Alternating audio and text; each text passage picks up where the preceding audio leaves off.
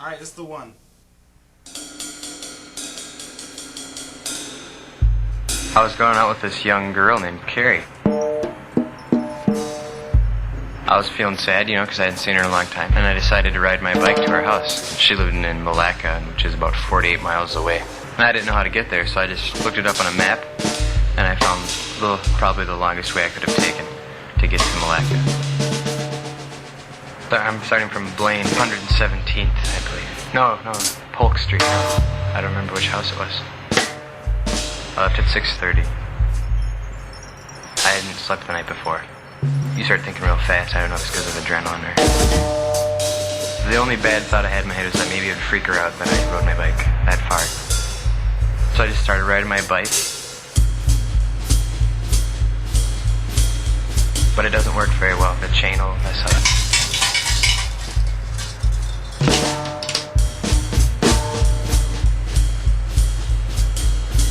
It was real sunny, pretty hot out. I'd stop, and stretch my legs and look at these people's houses and wonder, what they were like and if they'd let me come in and use their phone.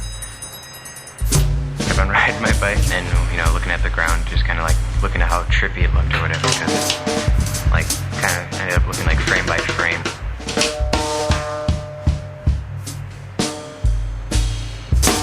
It smelled bad most of the time because the cars driving by me. But the scariest thing that happened on my bike rides was when semis would drive by. My dad, when he was young, he used to drive semi, and these people were drunk on the wrong side of the freeway, and they had head-on collisions. Near Cambridge, I started racing this lady on horse, and she won after she realized I was racing her. Kind of like a weird kind of proof to myself, maybe, that I could do it. When I got to Cambridge, I was like, wow, I'm at Cambridge, should I go back? Can't go back anymore because it's a shorter distance to go to her house than it would to go back home.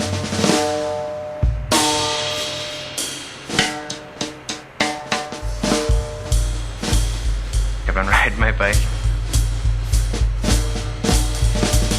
Most of the time what I saw was flat plains and houses.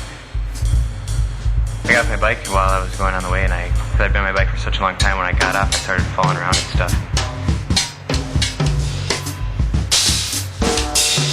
And I thought they thought I was drunk, so I left right away. And then I finally saw signs that said Malacca.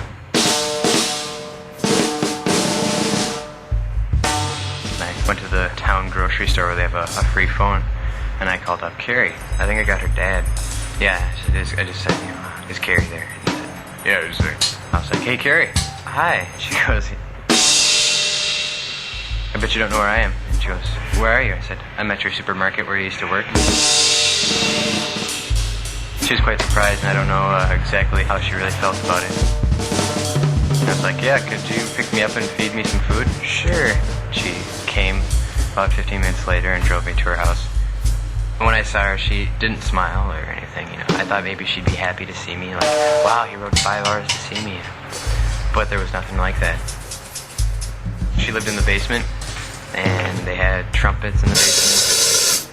She's got a nice little dog that runs around and eats cigarette butts. Little frisky business every once in a while. And then she asked me, how I felt about the relationship, and I feel pretty good, I just rode my bike 5 hours to get here.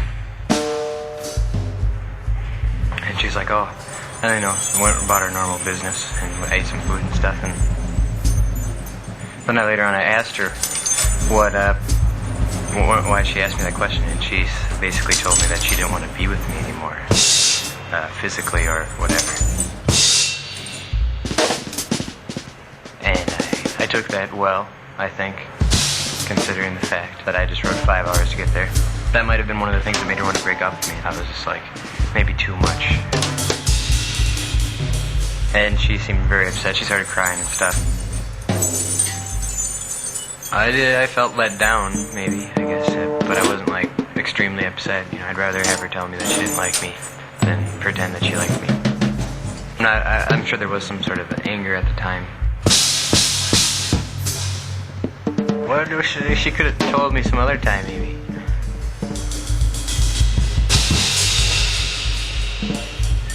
So she was crying.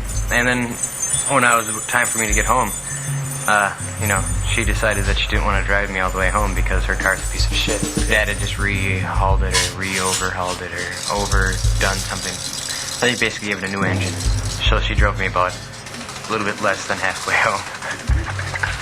And I got off my bike on this 169, I think it was. I was in Elk River for a while and I had to go up hills and down hills and up hills.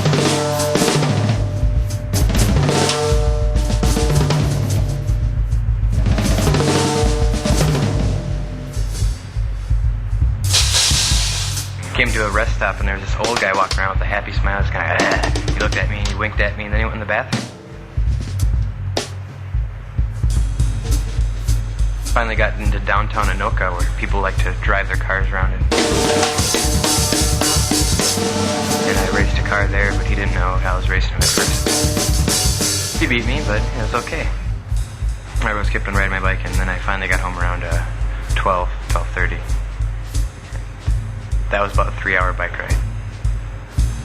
But my mom was pretty surprised and she's like, wow. Everybody I told was like, wow.